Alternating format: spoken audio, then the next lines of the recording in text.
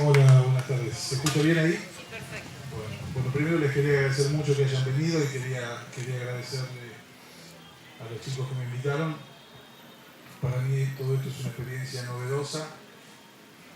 Yo muy brevemente les voy a contar quién soy. Yo soy abogado, un abogado más, en el mejor sentido de la expresión.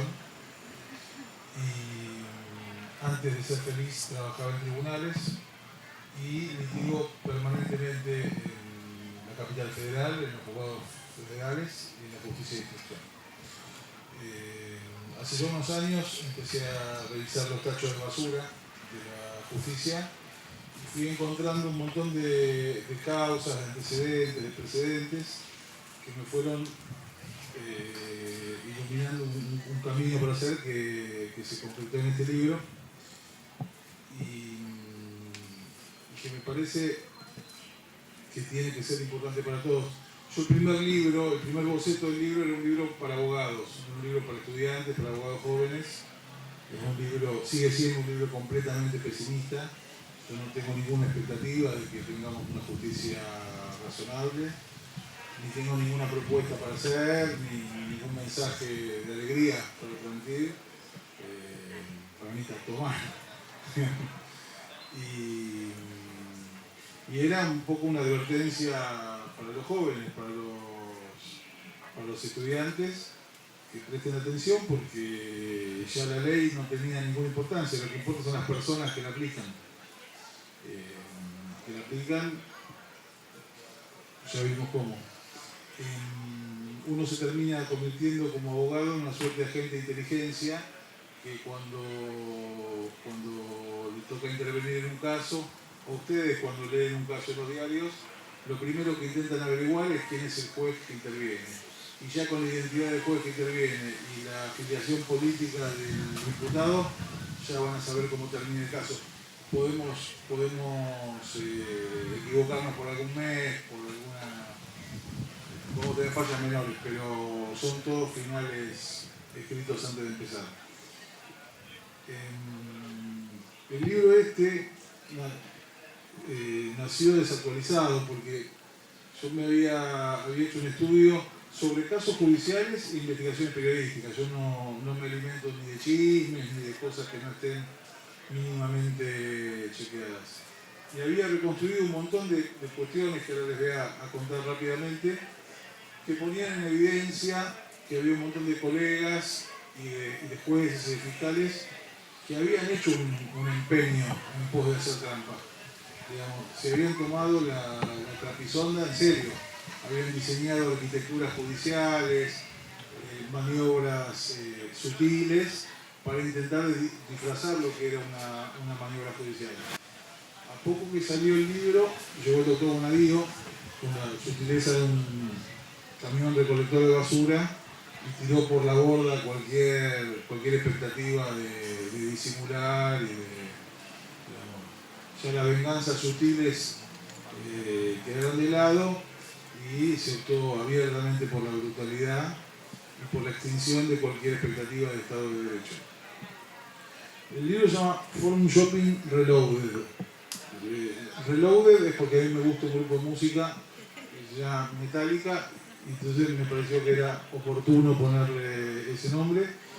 Y la idea de Forum Shopping, que ahora, antes de que saliera el libro, nadie sabía lo que era Forum Shopping, una expresión que no se había utilizado nunca.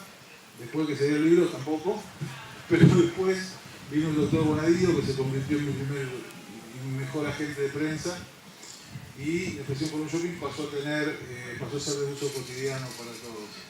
La idea de Forum Shopping, yo voy a hacer una introducción que es un poco aburrida para dar parte de una segunda parte que es más aburrida todavía, pero la idea de Forum Shopping, que la quiero, por lo menos para que la visualicen, se vincula con la idea de imparcialidad. Todos los sistemas de asignación de causas tienen que estar gobernados por el azar. El azar tiene que ser quien decide qué juez o qué fiscal interviene en un caso. Cuando se quiebra esa regla, ya ahí se cuestiona fuertemente lo que es la imparcialidad del juez y todo lo que sale de ese proceso va a ser un producto poco elaborado, una muerte anunciada, etc. En los lugares civilizados, nadie elige al juez para su caso, digamos, y mucho menos el juez o el fiscal intervienen en qué caso deciden en qué caso van a intervenir ellos. Esto es una regla central. Para visualizar esta idea de imparcialidad, el mejor ejemplo es el árbitro de un partido de fútbol. Ustedes tienen que un equipo podrían ser los defensores, otro equipo podrían ser los fiscales, en una igualdad o en una paridad, en un equilibrio de poder de fuego, y en el medio el árbitro imparcial para decidir las cuestiones que son conflictivas. Si ustedes imaginan un árbitro de fútbol que cuando viene un córner va a cabecear a favor de un equipo, o hay un tiro libre y patea, o le hace un full a alguien, inmediatamente uno se da cuenta que ese referee no es imparcial y que todo el partido es una farsa. Sobre la base de esta idea, falta que venga un nene de 4 años a preguntarme, entonces Pablo, ¿cómo puede ser que el doctor Bonadío sea juez en una causa donde interviene Cristina Fernández de Kirchner? Estas son preguntas que no tienen respuesta. Ahora voy a hablar un poco más adelante de lo que es, muy sintéticamente, lo que se conoce como la OFER y que tiene que ver un poco con esto. El problema que tenemos nosotros, que yo no le veo solución, empieza en el orden federal, pero también en la provincia con el Consejo de la Magistratura. En el proceso de selección de jueces de la capital federal gobierna un procedimiento que es cuasi mafioso, que invita a la conspiración permanente y el cual es superador del método que había antes. Antes se elegía a dedo directamente al juez. Ahora, por lo menos, los más impresentables quedan descartados en una primera instancia. Pero se dispuso todo un proceso en el cual yo identifiqué 4 etapas donde muy nítidamente se puede ver cómo se hace trampa. La primera etapa tiene que ver con cómo se califican los antecedentes de los participantes. Ahí no hay reglas claras y eso permite una discrecionalidad para ir ubicando a nuestro candidato. Después hay un segundo momento que es el de la selección de los jurados.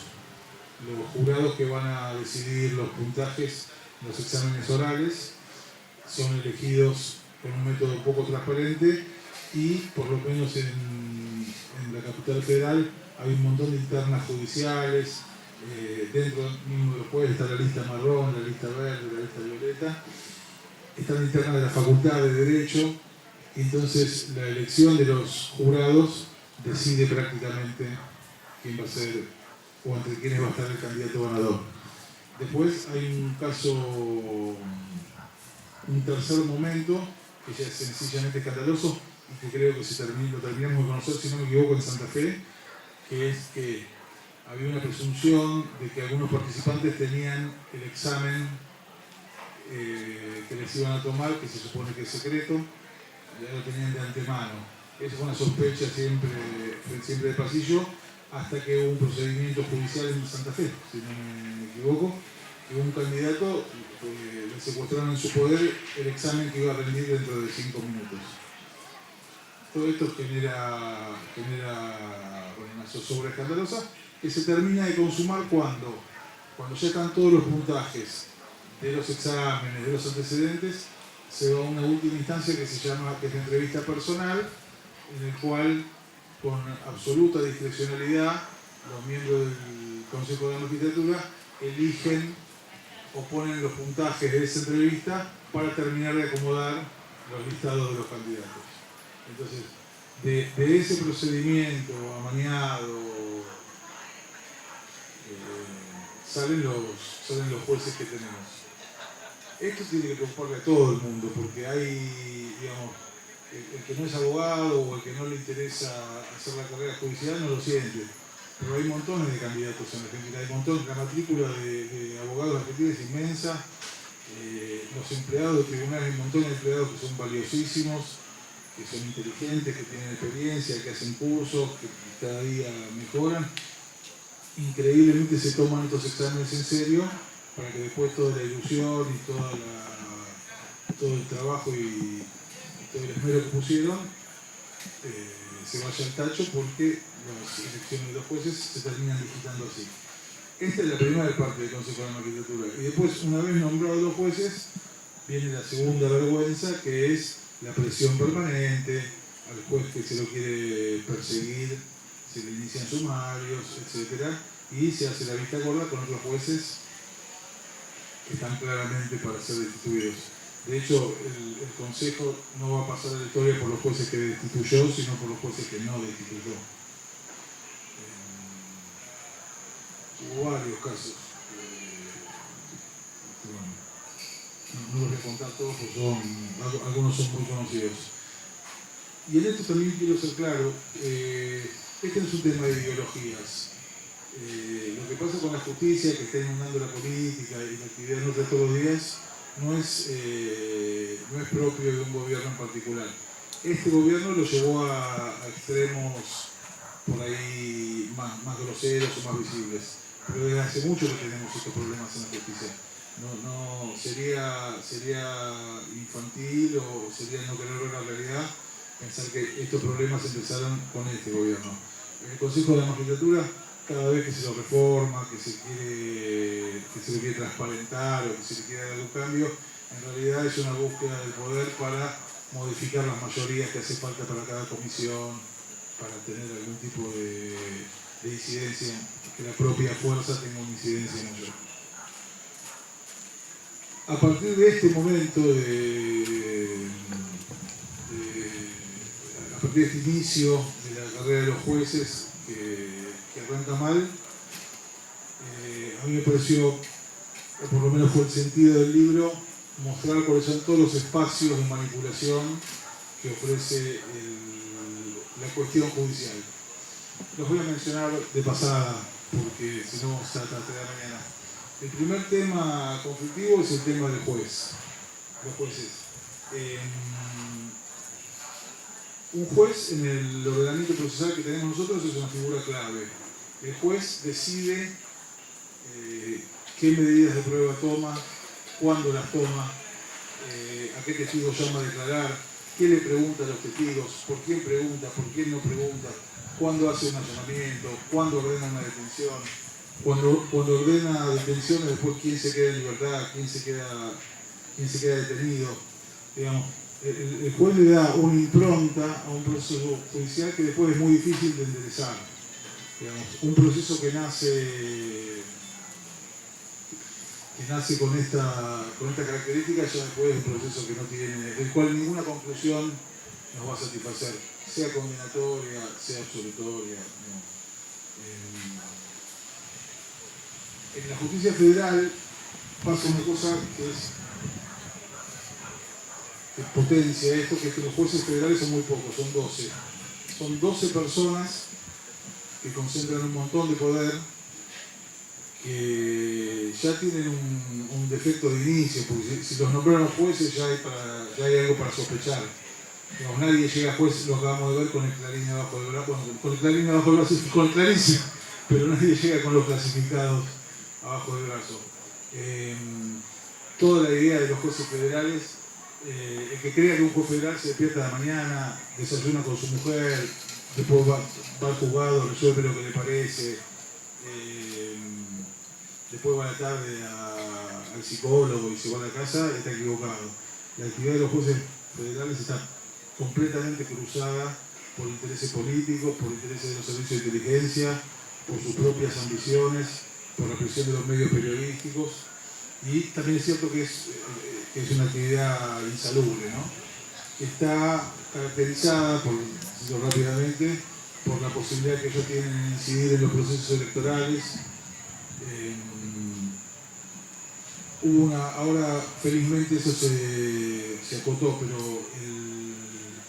hasta hace muy poco teníamos los jueces subrogantes, que los jueces subrogantes estaban totalmente condicionados porque no estaban fijos en sus cargos, entonces había un chiste que se hacía que era cuando uno le pegaba a algún juez federal, el juez federal lo hacía. El juez subrogante hacía las cosas antes que se las pidan. ¿Por qué? Porque el tipo estaba pavimentando su camino para quedarse en el cargo.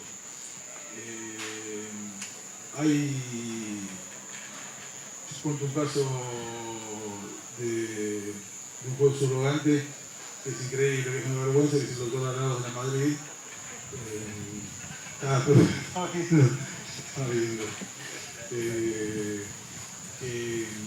Un juez que cuando concursó se sacó 1 en el examen. Él estaba en el juego del 9 y lo llamaban el juez del 1. Lo que hizo él, que eso mostraba muy bien, una de las cosas que intento graficar, es utilizaba los procesos judiciales se usan ellos lo usan como herramientas para negociar cosas, para pedir plata, para extorsionar, para minar las posibilidades electorales de un candidato, o en este caso era para asegurarse su estadía en el cargo. Y este juez citaba a personas indagatorias y después, a partir de esa citación, que era completamente injusta, inmotivada y demás, utilizaba eso para posicionarse. En ese caso el caso se conoció y se pudo resolver bien, porque había abogados que tenían un peso específico muy importante, con capacidad para quejarse, para escribir y para que el establishment político reaccione. Pero no todo el mundo tiene ese poder de fuego. Después, de los casos de los jueces que encontré cosas desopilantes. Hay un juez que se llama Ormenio, que es de La Rioja. El juez estaba de turno con la policía. Esto quiere decir que la policía le respondía a él. Él daba las instrucciones. El juez fue y mató a un tipo. Mató a un acreedor que tenía. Fue él por propia mano y lo mató.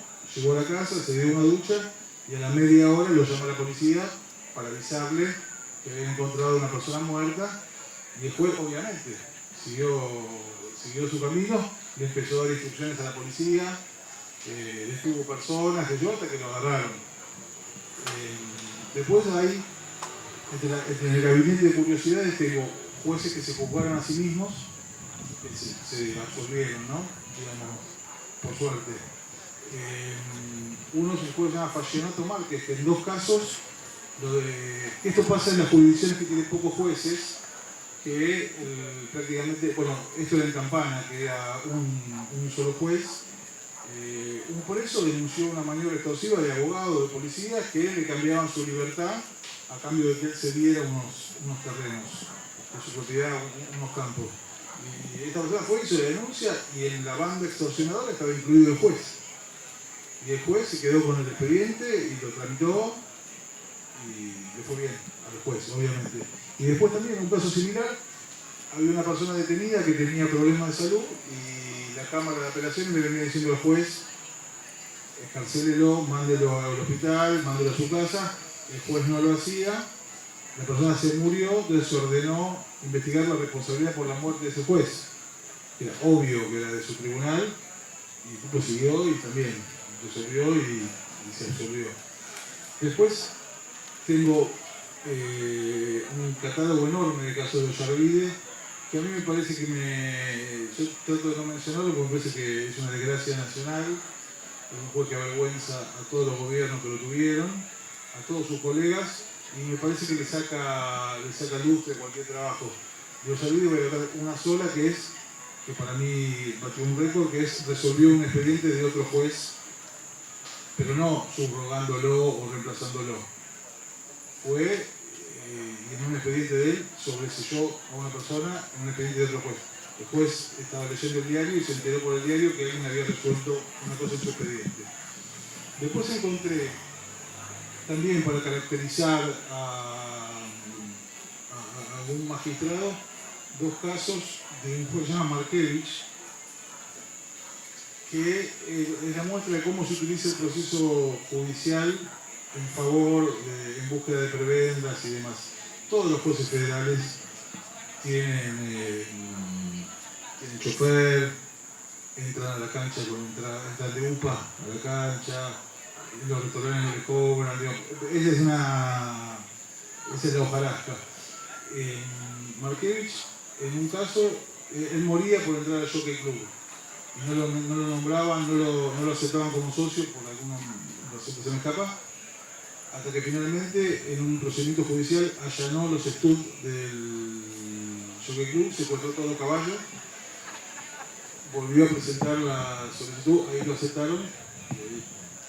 Y después tenía otro caso que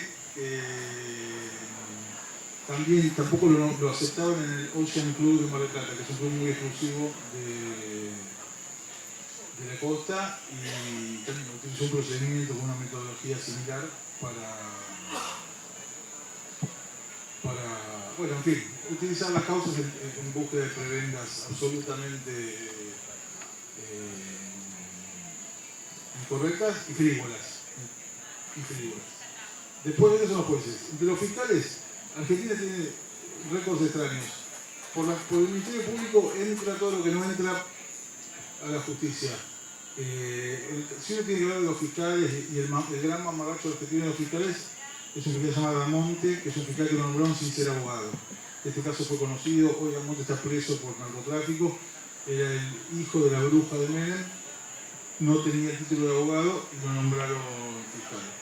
Después yo repasé distintos casos que los voy a contar muy rápido porque si no los voy a aburrir. Hay un fiscal que increíblemente se proyectó como una Dalí de la República, se doctor Campagnoli, que hizo una cosa increíble. El doctor Campagnoli es fiscal de instrucción y siendo fiscal de instrucción tenía una causa donde investigaba a un señor llamado Lascar, que tenía una financiera que se llama La Rosadita. Era una causa que no tenía nada que ver con los hechos que conocimos después. Empezó a investigar, se compró esa investigación, se llevó esa investigación para él, siendo que era manifiestamente incompetente, hizo medidas de prueba, avanzó en el proceso por encima del fiscal federal que intervenía y después, bueno, con todo un cúmulo de pruebas, finalmente sus superiores le quitaron el expediente. Después hay un fiscal que se llama Novo, que tenía organizada toda una cosa en San Isidro de protección política, de narcotráfico, terminó procesado por eso y además tenía una actividad que es compleja de explicar, pero que en favor de Massa hacía toda una tarea para disimular la inseguridad en el distrito. De hecho, entraron a la casa de Massa, robaron y se hizo todo un aparato un esquema para silenciar esa información. Después hay una que seguí en página 12, muy atentamente, donde el doctor Romero Victorica funcionaba como doble agente en causas por apropiación de personas, donde actuaba prácticamente como abogado defensor de un apropiador. Entonces el tipo le iba contando a la contraparte qué pasos judiciales iban dando y demás. Y después, el otro gran símbolo para mí de lo que es el Ministerio Público de Argentina es Nisman. Para mí, bueno, Nisman se murió, con lo cual, por ahí es incómodo decirlo, para mí era un pésimo funcionario, y no hay ninguna duda que trabajaba al servicio de por lo menos, a las órdenes, por lo menos un servicio de inteligencia, si no más. Bueno, esos son los fiscales que tenemos. Después hubo casos ahora pequeñeces, a lo que acabo de contar. Después hice un recorrido sobre los abogados, que bueno, son un tema en sí mismo. Hay un gran planteo que a mí que yo todavía no tengo una respuesta para mí. Si me preguntan, contesto cada día una cosa distinta, que es cómo se planta un abogado en el contexto de, los autores llaman de anomia, ¿no? En un contexto de corrupción, donde a mí cuando me viene a hacer una consulta, viene el hijo del portero, lo primero que me preguntan siempre es cuánto voy a cobrar. Lo segundo que preguntan es si conocemos al juez, si conocemos al fiscal, nos guiñan un ojo. En ese contexto es muy difícil ser abogado. Y como subespecie de los abogados, hay dos que me interesa subrayar a mí, que son, uno, el abogado operador, que históricamente se los vinculó a la Secretaría de Inteligencia o a los grandes lobbies económicos. A veces lleva plata, a veces lleva mensajes, a veces da directivas, Hoy por hoy el prototipo de ese abogado, de ese personaje, es un señor que se llama Angelici, que cuando uno ve, no son personajes menores, son tipos que están en la política hace 30 años, en el caso de Angelici en el radicalismo, y tiene incidencia. En cuanto al organismo público, a uno se le ocurra, en la FIP, en la IGJ, en la justicia, en el Ministerio Público, en la Procuración Penal del Tesoro, en el Colegio Público de Abogados, ponen gente en todos los lugares y después van armando todo un esquema que les responde. Y después, otra curiosidad que para mí es muy simpática, es el del abogado denunciante. El abogado denunciante, para mí, es una semi-caricatura de los servicios de inteligencia que lo que hacen es, hay una película de Chaplin que se llama El Tigre, que el argumento es, hay un vidriero que no tiene trabajo, entonces contrata a un pibe para que vaya a romper vidrieras y todo el mundo va a ir a contratarlo para arreglar la vidriera. Los servicios de inteligencia, en mi opinión, a partir de estos abogados, denuncian a todo el mundo, entonces va todo el mundo a la parrilla, todo el mundo con la amenaza de una causa penal, todo el mundo en la tapa de los diarios, todas las familias preocupadas, y después vienen los servicios de inteligencia, en la mayoría de los casos, porque los jueces recetan esto, y solucionan el problema o lo profundizan. De los servicios de inteligencia se hicieron muchísimas cosas. Hay dos libros que a mí me marcaron mucho, uno es de Gerardo Young, y hay un libro que se llama Espiados, y un libro que se llama Saboya, que Saboya cuenta algo que a mí me llamó la atención, que es, voy contando la cantidad de servicios de inteligencia que hay por la densidad de población.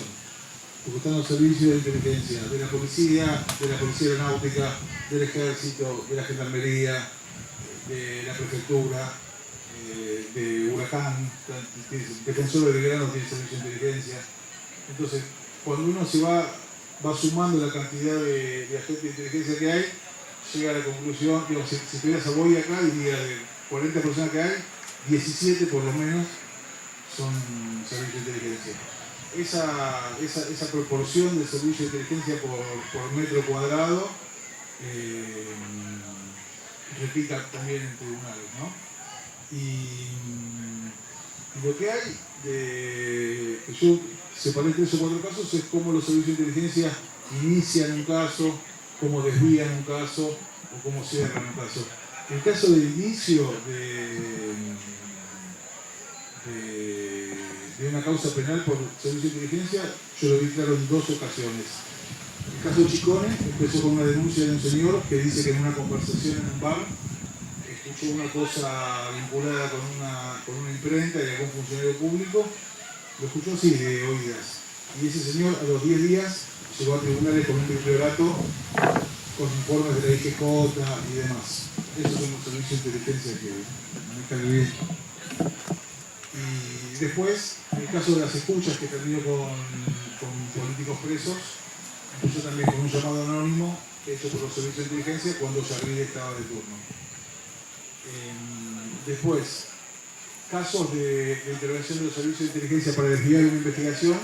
El caso más conocido es el caso de la investigación de la AMIA, donde, bueno, se le pagó a Tejeldín para que Tejeldín cimentara lo que nosotros conocemos como la pista policial.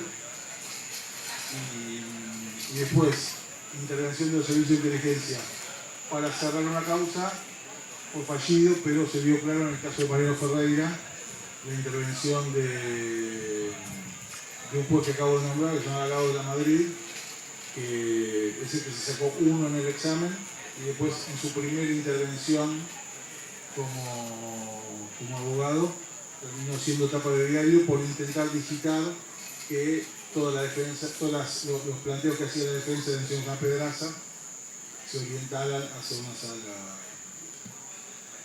Después, de los periodistas, mucho para hablar no tengo.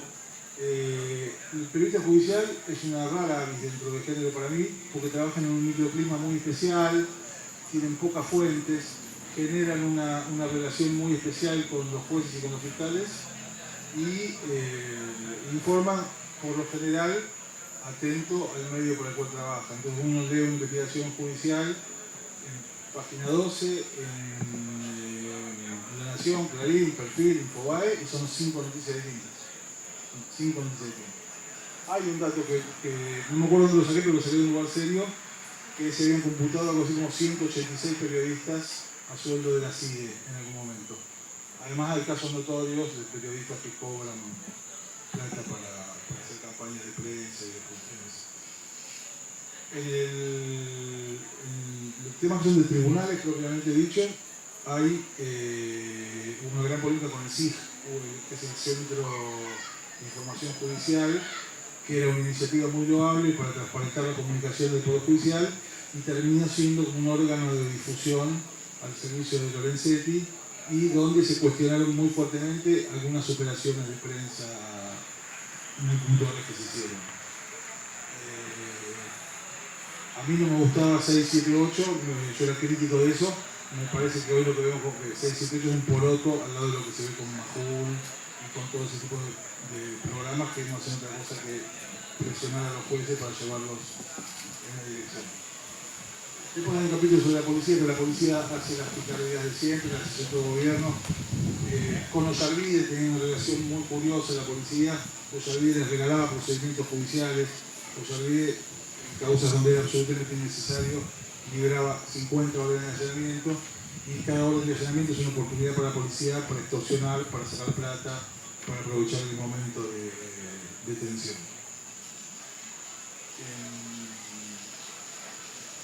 Después de esto, que son los espacios que yo pude identificar, tengo también la Universidad de Buenos Aires, no la Universidad de Buenos Aires, las universidades en general, que se han prestado para lo que se conoce como la industria del currículum, y que ahora están guardando un silencio ominoso respecto de cosas que están pasando, que es inaceptable.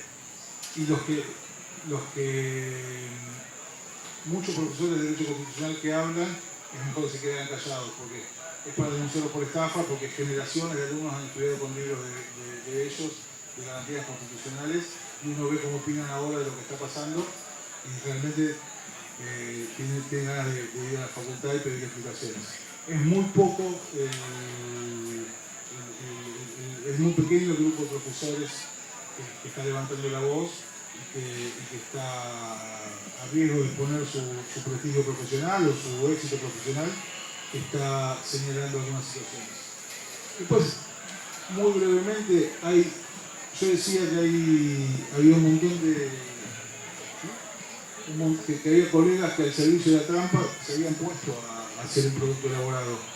Iban a una comisaría para hacer trampa, abusaban de las conexidades, sorteaban varias veces una denuncia y ratificaban solamente la que a ellos les interesaba, especulaban temporalmente con el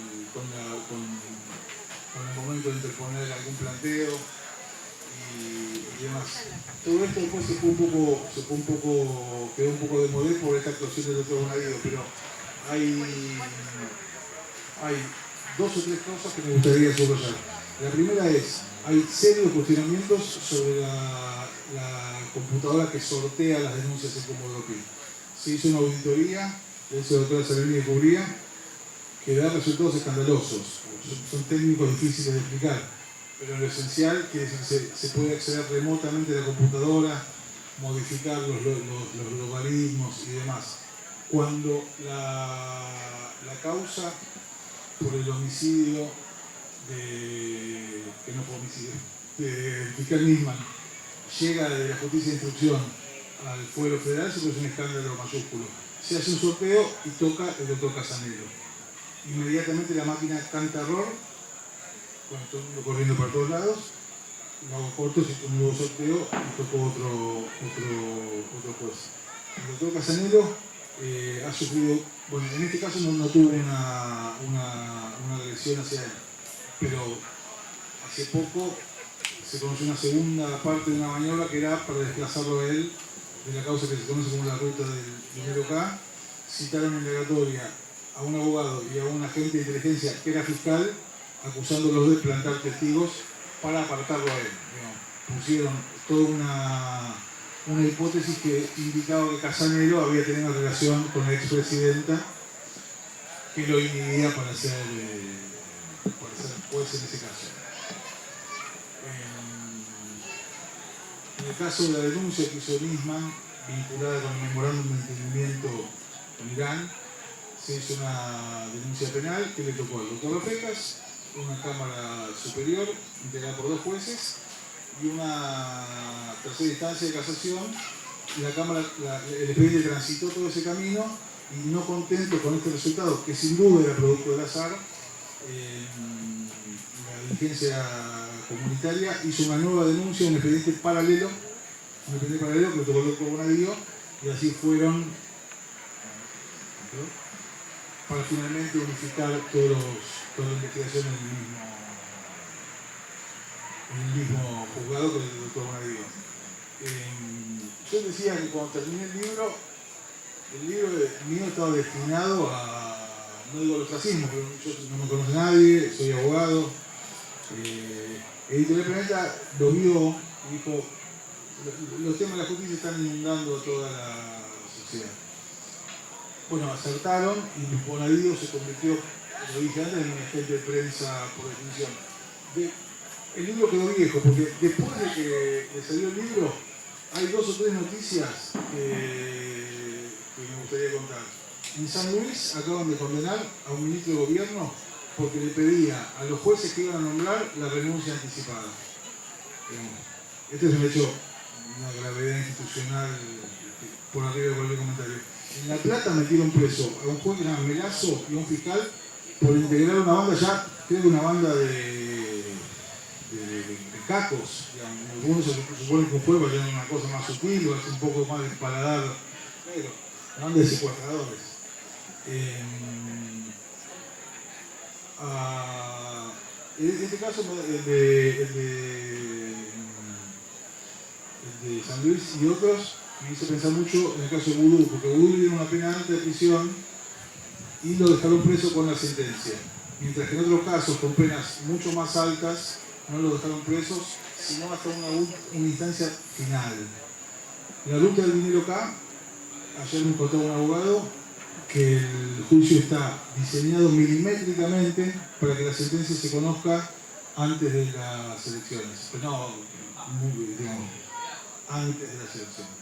Es un proceso donde, sin que esté Cristina Fernández de Kirchner, se va a hablar de Cristina Fernández de Kirchner. Y después, la causa de los cuadernos, que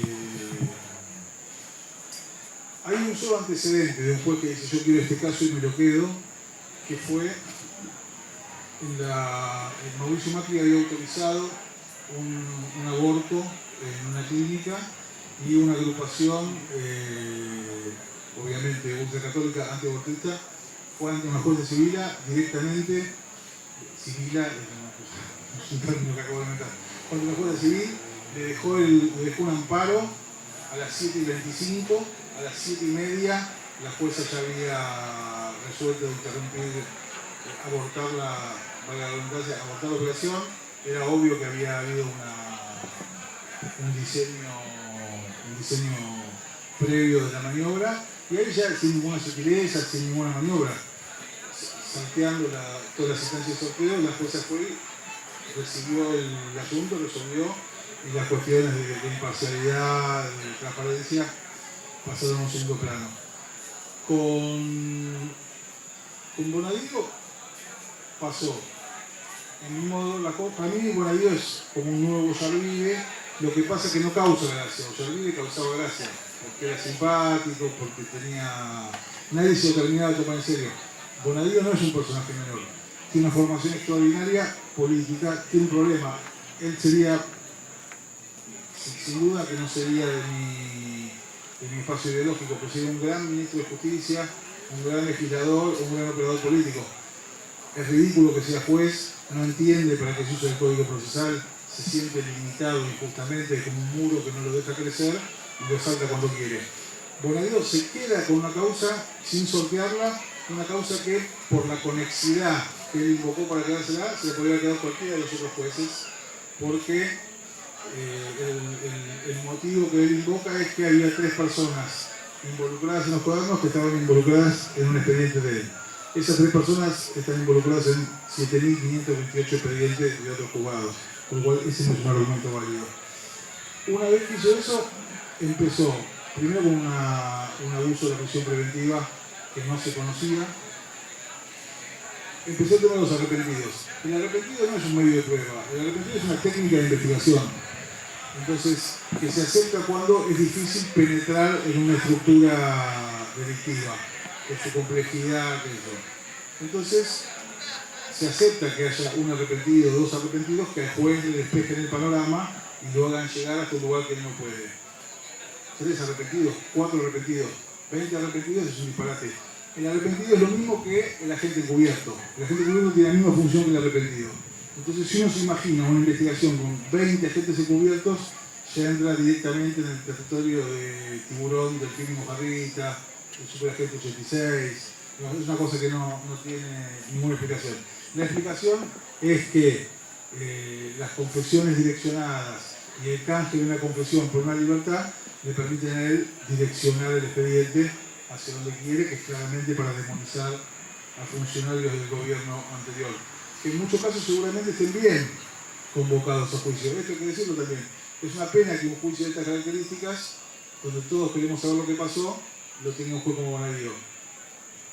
Queremos saber qué pasó durante el kirchnerismo, antes del kirchnerismo, después del kirchnerismo, y que no nos tomen por sonsos, pues los empresarios son víctimas de esto, porque los empresarios, en el peor de los casos, están en igualdad de posiciones. Después, para terminar con Bonadío, el hostigamiento en los procedimientos, en el juego Bonadío hay un maltrato hasta físico con las personas. El episodio que protagonizó el doctor Beraldi, en el cual no se lo dejó participar de un procedimiento, tiene una gravedad institucional enorme, porque ahí queda un precedente que después lo usan otros jueces para otros casos. Entonces, en este caso por ahí es más simbólico, pero imagínese a alguien que tiene una empresa de computadoras o que vende productos al por mayor en la provincia de Buenos Aires, lo allana la policía, usted vende computadoras, lo allana la policía, va a su abogado no lo dejan entrar, cuando usted vuelve a entrar le queda un mouse, le robaron todas las computadoras. Eso es de lo que estamos hablando, de eso se trata la presencia del abogado. El abogado no va a ser uno de los fotógrafos, el abogado tiene una misión ahí. Y después hay una cosa que ayer la escuché dicho públicamente, sobre la cual yo también ya había escuchado, que tenía que ver con que se está utilizando esta causa para modificar todos los esquemas de obra pública en la Argentina. ¿Por qué? Porque con la confesión de los empresarios en el sistema internacional, cuando se los vincula con un delito de corrupción, los inhibe para seguir siendo sujetos de crédito. Entonces, todas las empresas y los empresarios que confesaron, reconocieron la participación en estos hechos, amén de las obras que tengan ahora, van a tener que ir cediendo posiciones, y esto sería un plan maquinado en la Embajada de Estados Unidos para que Estados Unidos ocupe esos espacios. En otro escenario, a mí me parecería inconcebible. En este caso, me parece que perfectamente puede pasar. Bonadío va mucho más a la Embajada de Estados Unidos que a la Facultad de Derecho, seguro. Y después, lo que quería terminar era, estas cosas de la justicia son de siempre, no es de ahora. No es que antes teníamos una gran justicia y ahora nos pasa esto. Me parece que hay que reflexionar mucho sobre lo que pasó en la justicia. Pero ahora hay una cosa que no se había visto nunca, que es el abuso de prisión preventiva, la criminalización de cualquier acto de gobierno, de cuestiones administrativas, ahora son delitos. Cuando los jueces llaman a declarar a las personas, no llaman ya solo al referente del área, llaman a todo el andamiaje administrativo, para buscar si alguien se quiebra, para buscar que alguien se asuste, y el mismo de estos punto de vista para evitar que nadie quiera volver a militar en un gobierno que se animó a enfrentarse con Clarín, a enfrentarse con grupos económicos, etc. La otra cosa que se ve que es novedosa para mí es una coordinación milimétrica de distintas instancias judiciales que tienen que intervenir en momentos distintos. ¿no? Hay todo un ensamble que era más evidente con Lorenzetti. Lorenzetti tenía un esquema bien delineado, pero que me parece que todavía no se desarticuló. Y después el desplazamiento de aquellos jueces que no se acoplan a esta nueva dinámica. Curiosamente pasó con todos los jueces que procesaron en su momento Macri. Bueno, se corrió a la procuradora, se corrió a los integrantes de la Sala 1 de la Cámara Federal, y todos esos cargos se fueron nombrando a dedo, sin concurso, con desplazamientos internos.